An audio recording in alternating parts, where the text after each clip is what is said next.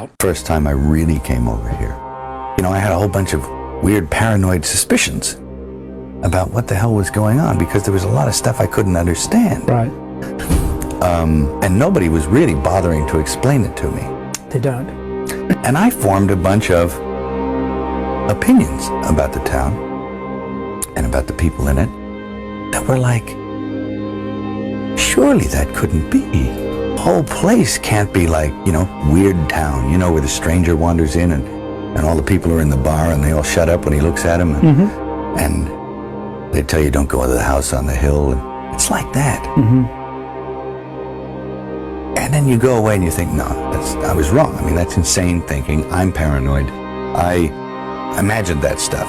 That couldn't be the reason for why so-and-so was acting like, could it? And then you find out later on the track that you are exactly on track with a lot of this stuff, that some of your worst nightmares were real at the time. And you think, a place like this can humiliate you.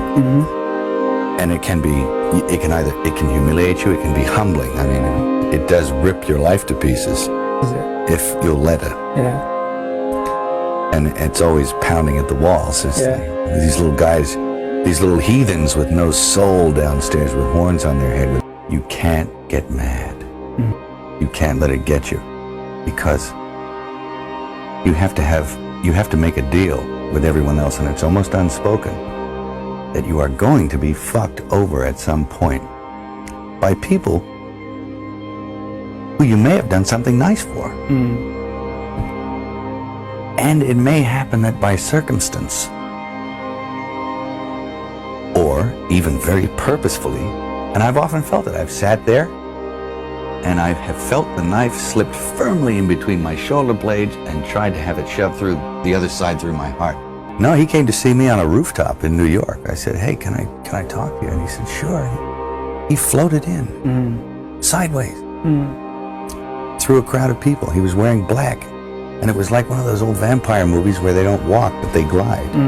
The air had turned cold. And then he left, and I wanted to leave. And because I knew that I didn't want to work with him. And he was getting scary. And then I turned around, and it was on top of the Peninsula Hotel. I turned around to avoid his steady gaze at one point. And I was looking at a building with the top of the sixes on it. So there was a huge illuminated 666 in red. And I went from that to that to that, and he started smiling. And I thought, oh no, Chris Walken is the Antichrist, you know? I'll think, Walken, and you'll resent it for a little while, then you have to let it go. Otherwise, you'll eat yourself alive.